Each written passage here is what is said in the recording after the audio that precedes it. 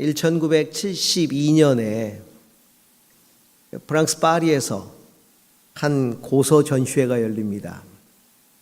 그때 한 동양 여성이 나타납니다. 1950년 서울대학을 졸업한 박병선이란 분입니다. 대학을 졸업하고 프랑스 파리로 유학을 떠날 때 그의 스승이 이 박병선 여사에게, 그때 제자에게 부탁을 합니다. 병인 양요 때 프랑스가 약탈한 우리 도서가 굉장히 많을 것이다. 기회가 있다면 가서 한번 찾아보아라. 이 스승의 말을 깊이 새기고 파리로 갑니다. 그리고는 유학하고 공부와 이 고서를 찾는 일을 병행을 합니다.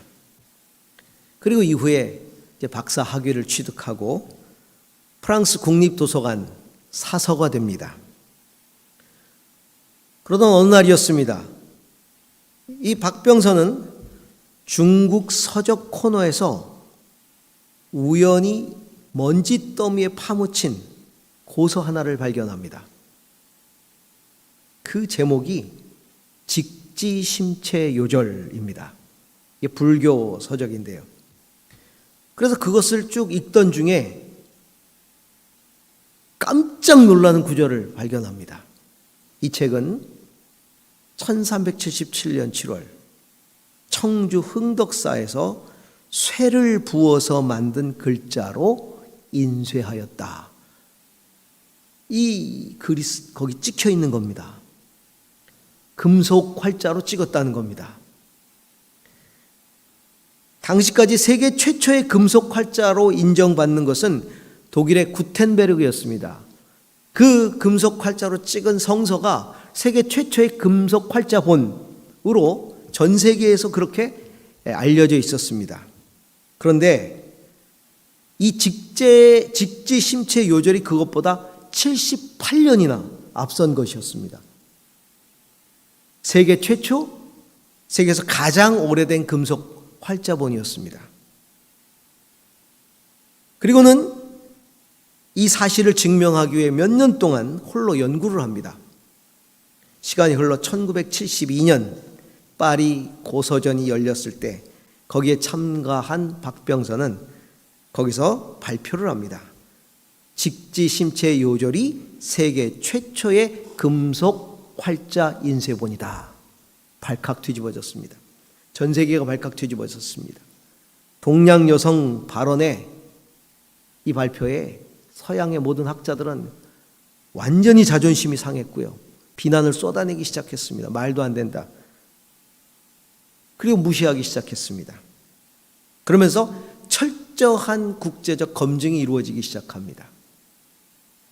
그리고 1년 뒤에 이 직지심체 요절이 세계 최초의 금속 활자본이라는 것이 비로소 세계적으로 인정을 받게 됩니다. 그런데 정작 박병선이 충격을 받은 이유는 한국 반응이었습니다.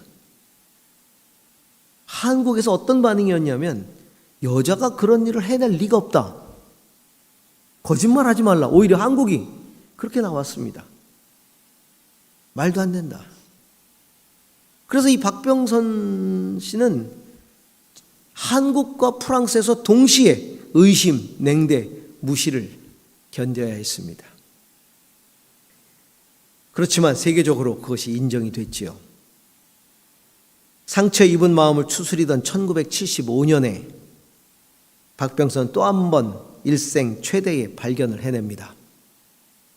프랑스의 베르사유 궁전의 폐지 창고를 정리하던 중에 그곳에서 병인 양요 때 빼앗긴 조선 왕실의 외규장각 의궤라는 건 왕실이나 국가 행사를 하게 될 때 후세가 참고할 수 있도록 일체에 관련된 모든 사실을 그림과 글로 남겨놓은 책이에요. 그 의궤를 발견합니다. 그리고 매일 그 의궤를 연구하기 시작합니다. 그리고 이듬해 1976년 한국 정부에 알립니다. 또 한 번 위기가 찾아오죠. 격분한 프랑스 정부가 박병선을 기밀 유출 죄목으로 해임시킵니다. 이 박물관 사서를 해임시키는 거죠. 해고된 다음 날 박병선은 도서관을 또 찾아갑니다. 사람들이 막습니다. 당신은 해고됐다. 못 들어온다. 그때 나 방문객으로 왔다. 도서관 방문객을 막을 이유를 대라. 그리고 매일 도서관에 가서 의궤를 혼자 연구하기 시작합니다. 그리고는 그 의궤 반환 운동을 펼칩니다. 평생을 이분은 푼돈 수준의 연금으로 살아옵니다. 그 일생을 의궤 반환에 바칩니다. 2011년 5월 마침내 그 의궤가 한국으로 돌아옵니다. 그해 11월 145년 만에 그 의궤가 고국으로 귀환하는 모습을 지켜보면서 이분은 눈을 감습니다. 마지막까지 이 박병선 씨는 대여 방식의 의궤 반환이 완전히 우리의 소유가 될 때까지 노력해야 한다 강조하면서 그렇게 세상을 떠납니다. 사실 돌아온 의궤는 우리 소유가 아닙니다. 프랑스에서 우리에게 대여해 준 것으로 되어 있습니다. 이 의궤 반환은 누군가가 이 36년이라는 시간을 희생하면서 치른 값이 되는 것이죠. 여러분, 진정한 회복은요, 비전과 사명에 대한 헌신이 없이는 절대로 불가능합니다. 회복이 일어나려면 헌신이 있어야 합니다. 예수님의 제일 처음 메시지가 무엇이었습니까? 하나님 나라가 가까이 왔으니 회개하고 복음을 믿으라. 이게 예수님의 첫 메시지였습니다. 예수님은 하나님 나라의 회복을 위해서 일생을 걸었습니다. 하나님 나라가 가까웠으니 회개하고 복음을 믿으라. 그 하나님의 나라가 어떻게 이 땅 가운데 임하게 되었습니까? 예수님이 하나님 아버지께서 주신 그 사명과 그 비전에 헌신하셨기 때문입니다. 누가복음 4장 43절에 보면 예수께서 그들에게 말씀하셨다. 나는 다른 동네에서도 하나님 나라의 복음을 전해야 한다.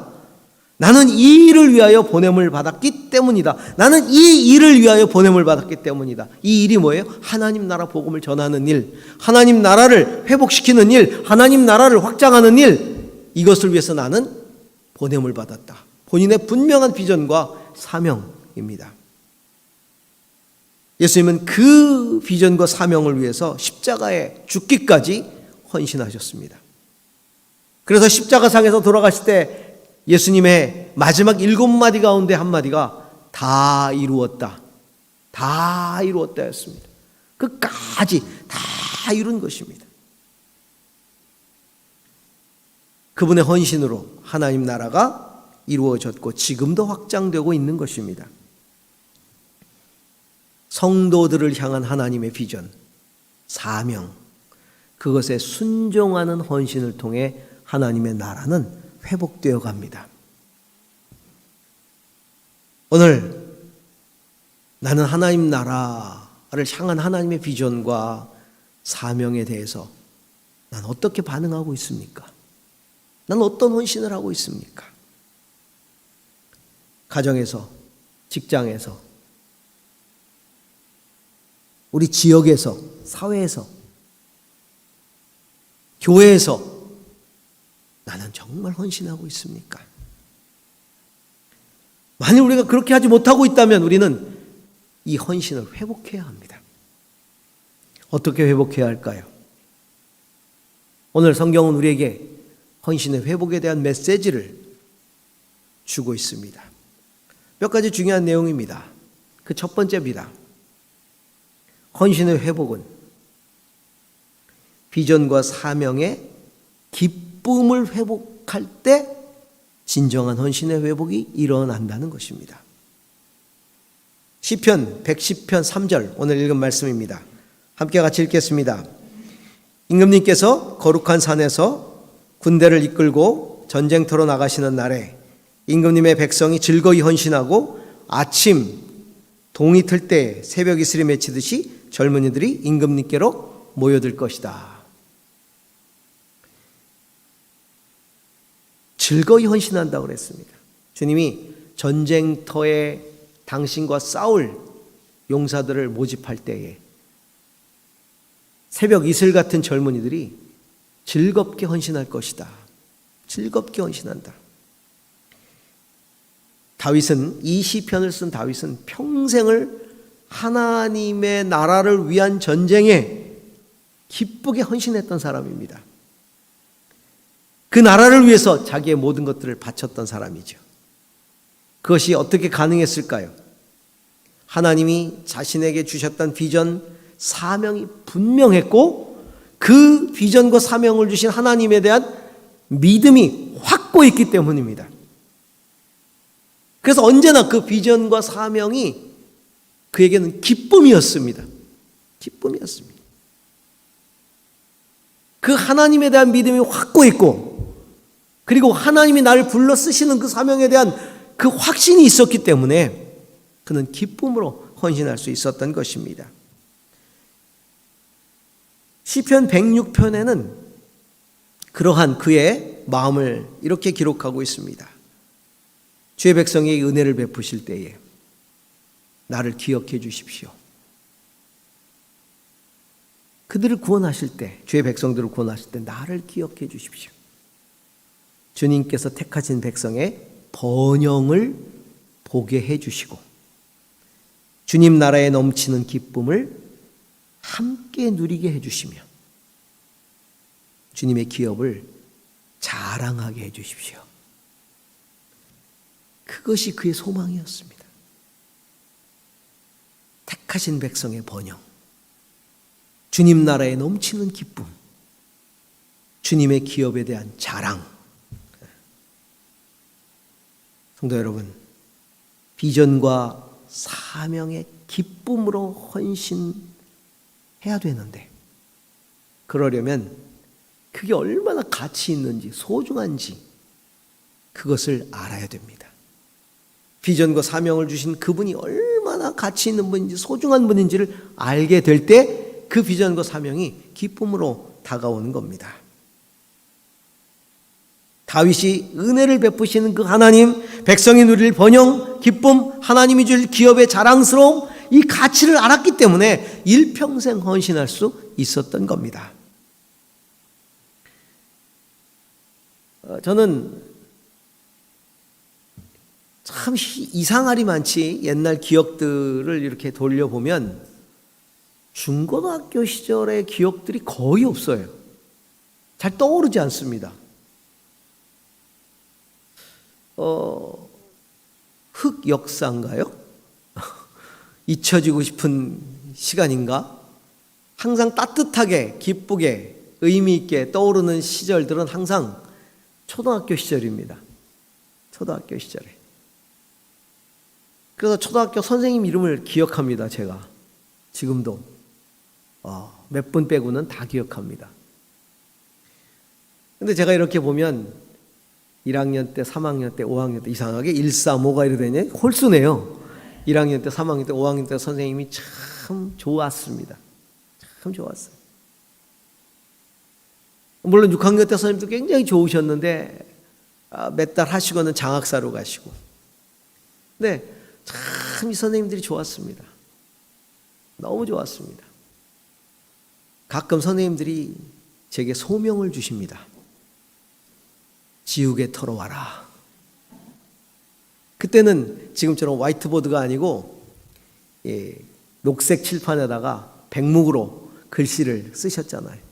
그럼 필기를 다 하시고 끝나고 나면 이제 보통 주번 혹은 이런 선생님이 시키는 사람이 가서 이제 이걸 다 지우고요.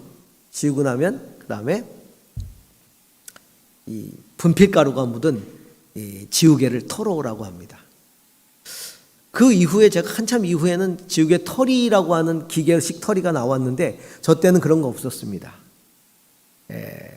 몽둥이를 가져가 가지고 그걸로 가서 털어와야 됩니다. 선생님이 제 이름 석자를 부르면서 이종환 혹은 종환아 이렇게 부르면서 네 가서 지우개 좀 털어와. 그러니까 선생님께서 저의 이름을 불러주었을 때 제 이름은 그분께 의미가 되었습니다. 너무 좋았습니다. 너무 좋았어요. 그 칠판 털이개를 털어오라는 게 너무 행복했어요. 그래서 매일 학교 갈 때는 오늘 선생님이 나 칠판 이 지우개 털라고 시켰으면 좋겠다. 오늘도 시켰으면 좋겠다. 그럼 가서 텁니다. 텁니다. 막 털면 여기 이 먼지가 분필가루가 휙 다 뒤집었습니다. 이렇게. 그럼 머리가 뽀해져요. 그래가지고 가져갑니다. 달려가서. 그럼 선생님이 아이고 수고했어. 그러면서 이렇게 두들겨 줍니다. 아이고 수고했다. 너무 행복합니다. 너무 행복해. 그럼 헌신은요, 행복하게 하는 겁니다. 헌신이 행복하려면 시킨 분에 대한 사랑이 있어야 되고 시키신 일에 대한 가치가 부여되어야 됩니다. 그게 정말 소중하다고 여길 때 행복해집니다. 억지로 하는 헌신은 절대로 행복하지 않고 그것은 절대로 헌신이 될 수 없습니다. 그래서 그 일을 맡기신 비전과 사명을 주신 그분에 대한 사랑, 그리고 내게 맡겨주신 그 일에 대한 그 소중함, 그걸 알게 될 때 기꺼이 즐겁게 헌신하게 되는 겁니다. 성도 여러분, 어떤 일을 하고 계십니까? 여러분이 어떤 일을 하고 계시든지 간에 그 일을 하나님께서 맡겨주셨을 때는 그 일을 통해 하나님의 나라를 확장하고자 하는 하나님의 비전이 있고 소명이 있는 겁니다. 그 가치를 발견하고 그것을 맡겨주신 하나님의 은혜를 기억하면서 그 일에 최선을 다하는 우리 모두가 될 수 있기를 축원합니다. 두 번째입니다. 헌신의 회복은 하나님 나라를 위한 싸움과 경기에 내 삶을 제물로 드리는 겁니다. 참된 헌신이 뭘까요? 무엇을 위해 어떻게 내 삶을 드려야 할지를 알고 드리는 게 참된 헌신입니다. 이 세상에는요, 헌신하는 사람이 굉장히 많습니다. 가치 있는 일에 많이들 헌신합니다. 그런데 잘못된 헌신으로 인해 오히려 인생을 망치고 해악을 끼치는 경우들도 굉장히 많습니다. 잘못된 일에 헌신하는 겁니다. 옳지 않은 일에 헌신하는 겁니다. 목숨 거는 겁니다. 목표가 잘못되어 있고 과정이 옳지 않습니다. 최근에 지난 2월 2일에 영국 BBC 방송에서 중국 정부의 위구르인에 대한 만행이 폭로가 돼서 전 세계가 지금도 시끄럽습니다. 9개월간 중국 신장 신위안현의 수용시설에 감금되었던 위구르족 여성 트루스와이 지아우든이라는 42세 여성이 2018년에 그것을 탈출해서 미국에 망명했습니다. 그리고 지난 2월 2일 날 영국 BBC에 그간 겪었던 고통스러운 일들을 다 증언했습니다. 상상할 수 없는 일이 그곳에서 벌어졌습니다. 입에 담기조차도 민망합니다. 표현할 수조차 없는 성적인 고문, 성적인 폭행들이 일상화되어 있고 조직화되어 있었습니다. 물론 중국 정부는 부정하죠. 부인하죠. 시진핑 중국 국가 주석이 위구르족 테러가 발생한 2014년에 추호도 자비를 베풀지 말고 대응하라 지시를 하면서 100만 명 강제 수용, 재교육 프로그램 진행을 지시합니다. 이런 지시사항에 헌신하는 관리들에 의해서 이런 일들이 자행된 겁니다. 분명 잘못된 헌신입니다. 우리는 이런 잘못된 헌신의 비극을 우리의 역사 속에서 고스란히 경험하고 살았습니다. 신앙적 헌신도 마찬가지입니다. 헌신의 목적이 바라야 되고 헌신의 과정이 올바라야 됩니다. 사도 바울은 자기의 일평생 헌신을 오늘 본문에서 믿음의 선한 싸움을 다 싸우고 달려갈 길을 마쳤다라고 표현을 합니다. 선한 싸움, 달려갈 길. 그는 악한 싸움을 싸우지 않았습니다. 믿음으로 싸우는 선한 싸움을 싸웠습니다. 선한 싸움이라고 말합니다. 악한 싸움이 아니었습니다. 믿음의 선한 싸움입니다. 그리고 아무 길로나 아무렇게나 달려가는 게 아닙니다. 달려가야 할 길로 달려가는 겁니다. 성도의 헌신의 목적은 선한 싸움에서의 승리이며 달려갈 길의 완주인 것입니다. 예수님은 선한 싸움을 사랑과 용서로 싸웠고 달려갈 길을 십자가로 마치셨습니다. 이것이 영적 싸움의 올바른 목적과 과정입니다. 진정한 헌신입니다. 그러면서 바울은 자기의 남은 인생, 이제 자기가 얼마 남지 않았다. 하나님의 부름을 받을 때가 가까이 왔다. 그렇지만 남아있는 나의 모든 생명을 전제, 부어드리는 제사가 끝나면 제일 마지막에 포도주를 부어 마칩니다. 제일 마지막에 포도주를 붓는 제사를 관제라고 하기도 하고 전제라고 하기도 합니다. 그 전제가 되어서, 전제의 제물이 되어서 내가 모든 것들을 그 완전히 하나님 앞에 드리는 제물로 끝내겠다라고 말하고 있는 겁니다. 끝까지 믿음의 헌신을 하겠다는 겁니다. 헌신은 하나님 나라를 위해 하나님의 뜻을 따라 하나님의 방법으로 끝까지 자신을 바치는 게 헌신입니다. 사도 바울은 군사로 살아가는 성도들에게, 또한 경기하는 선수로 살아가는 성도들에게 디모데후서 2장에서 이렇게 권면했었습니다. 그리스도 예수의 훌륭한 군사답게 고난을 달게 받으라. 훌륭한 군사답게 고난을 달게 받으라. 무슨 말입니까? 선한 싸움을 싸운 데 따르는 고난을 피하지 말고 그 고난을 감수하고서라도 그 믿음의 선한 싸움을 싸워내라 하는 겁니다. 그리고 운동 경기를 하는 사람은 규칙대로 하지 않으면 월계관을 받을 수가 없다. 하나님의 규칙대로 달려가라 라고 말하고 있습니다. 하나님의 규칙대로 달려가라. 하나님의 규칙대로. 훌륭한 군사답게 선한 싸움 싸우고 규칙대로 달려가라. 그래서 헌신은 두 단어로 정리가 됩니다. 끝까지, 그리고 바르게. 끝까지, 그리고 바르게.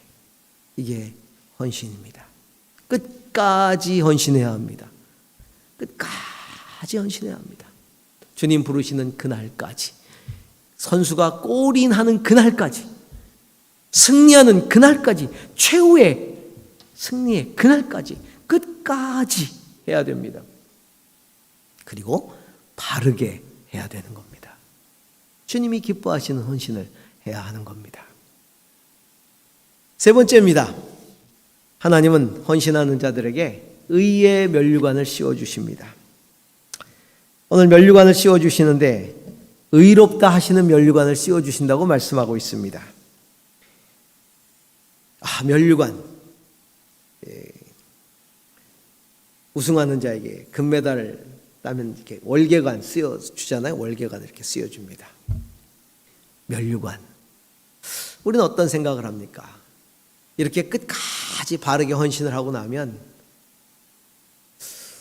어떤 남들과는 다른, 남들은 도저히 받을 수조차 없는 그런 어마어마한 그런 상을 기대하고 있지 않습니까? 그런데 의의 면류관이라니요. 의의 면류관이라는 게 뭡니까? 의롭다고 해주시는 면류관이에요. 의롭다고 해주시는 것, 그게 답니다. 의롭다고 해주시는 거예요. 화려한 보상을 얻는 것이 아니라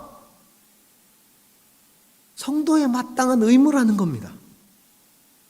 성도에 마땅한 의미. 그러니까 의롭다 해주시는 것으로 족하다는 겁니다. 과거에 부흥사님들이 오셔가지고 성경에도 없는 얘기를 하시곤 하셨어요.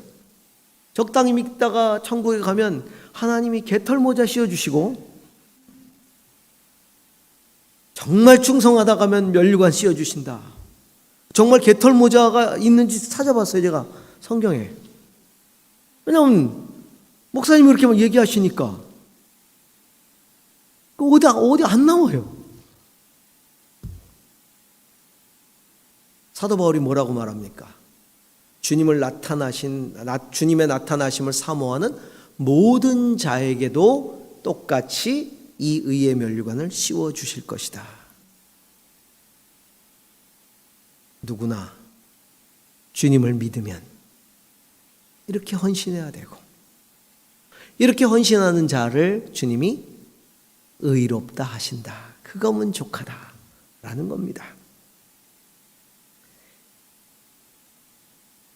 어떤 영성인의 말씀처럼 우리가 은혜로 구원받은 것이 사실이라면, 은혜로 구원받은 것이 사실이라면 우리의 헌신은 더 이상 헌신이 아니라 의무이고 일상이다 그랬습니다.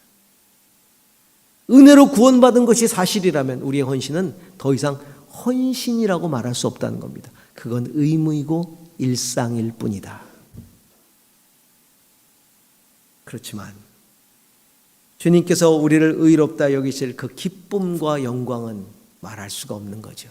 전 가끔 마지막 날에 주님 앞에 서게 될 날을 생각합니다. 제 생명이 다하고 천국에서 주님을 배울 때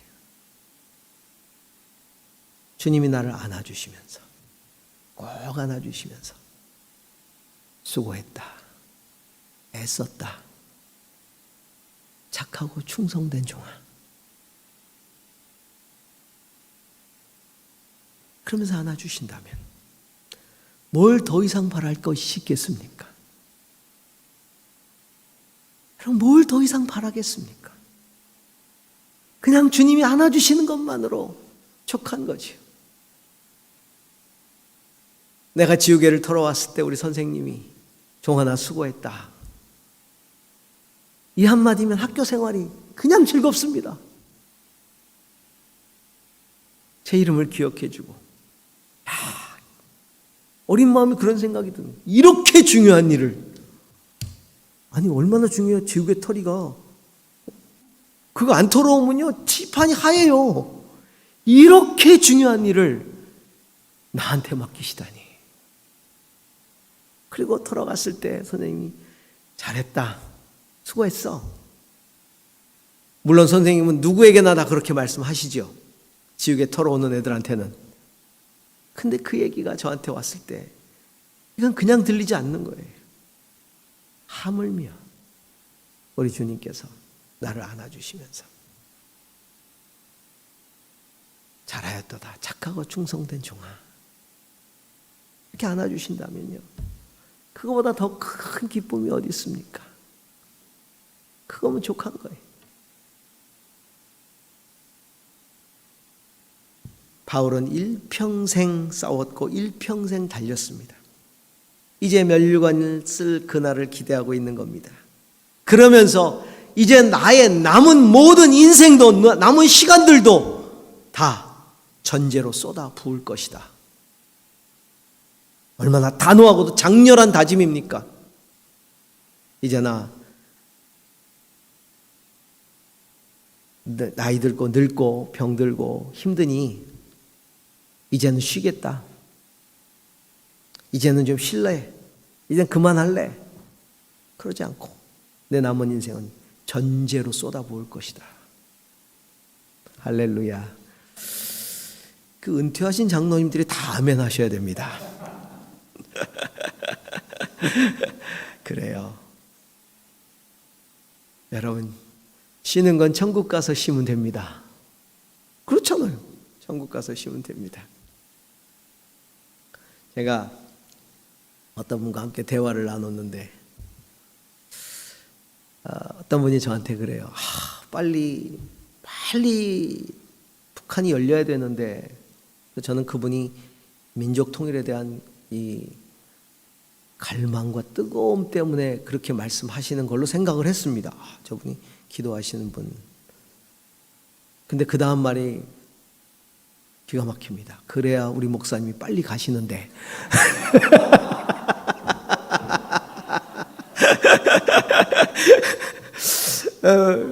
그래야 우리 목사님이 빨리 가시는데.